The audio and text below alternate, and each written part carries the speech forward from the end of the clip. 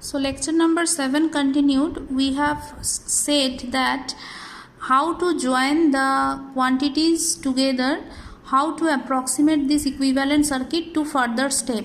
So for which we can see that if we can shift the parallel combination of R0 and X0 to the leftmost side of the whole circuit, then it is possible to add R1 with A square R2 and X1 with A square into X2. So this shifting of this parallel branch from this original position to the leftmost position, if can be done, then only the parameter addition is possible. And whether this change of position of the parallel branch will affect the actual performance or actual calculation of the transformer significantly or not, that we now discuss. Now what is the parallel branch actually? We already said number of times, it is the mathematical representation or modeling of the magnetic circuit in terms of the parameters. So it is carrying only I0 current. What is I0 current? Which is the part of the primary current which is responsible for magnetizing the core, and one component which is supplying the core loss. Now this I0 current is originally of the order of 3 to 5% of the full load current of a transformer. So because of this small value of I0, if we shift this parallel branch to the leftmost position, then it will not significantly hamper the original calculation of the transformer. Here the same thing is written, that the no load current I0 is usually less than 5% of full load primary current.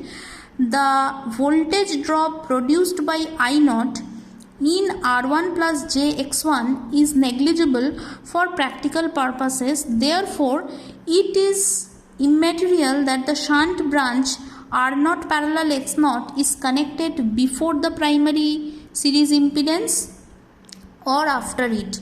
That means it is immaterial, means there is nothing more change happens, there is no change happens significantly if we shift the parallel branch from the original position to the leftmost position. The currents IW and IMU are not much affected. Therefore, the parallel branch is connected to the input terminals, and this one is shown in the third figure.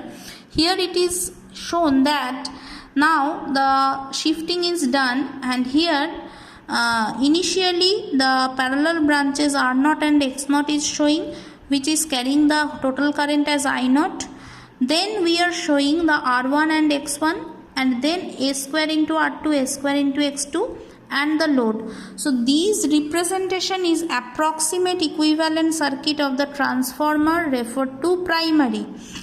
Once this reference and approximation is made, then from this circuit now we can say that RE1 is now possible to be said as R1 plus A square into R2, XE1 can be said as X1 plus A square into X2, ZE1 can be said as RE1 plus J into XE2, and I1, which is the primary current, can also be said as equals to V1 by ZE1 plus A square into ZL, because ZE1 is the overall impedance of the primary windings as well secondary winding, and A square into ZL is the load connected to the secondary side referred to primary.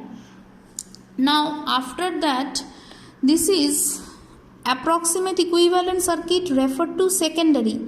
Last figure was referred to primary. Now the reverse one, if we try to achieve, then we see that all the parameters connected to the primary side should be approximated and should be adjusted with turns ratio if we want to refer those values in the secondary side. So the method remains same, only the parameter adjustment will change, because from primary side now we refer the parameters to the secondary side. So for which all the currents originally present in the primary side should be multiplied with the turns ratio A.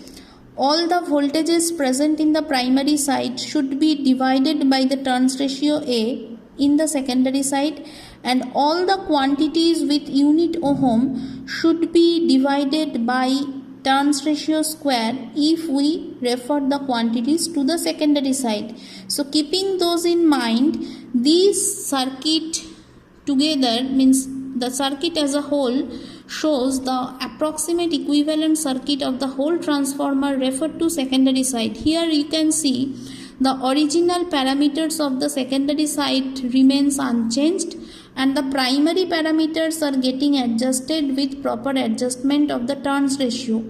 And the mathematical calculation here we can say that RE2, if we represent here as the equivalent resistance of the two windings referred to secondary, then it is the combination of secondary winding resistance itself plus R1 by A square, which is the primary resistance referred to secondary. Similarly, XE2 is the X2 plus A square by A2. XE2 is equals to X2 plus X1 by A square.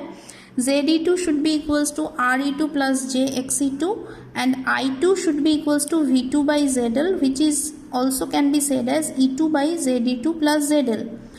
So these are the set of equations that we can derive from the approximate equivalent circuit referred to secondary. Now this circuit has the following advantage over the previous equivalent circuit.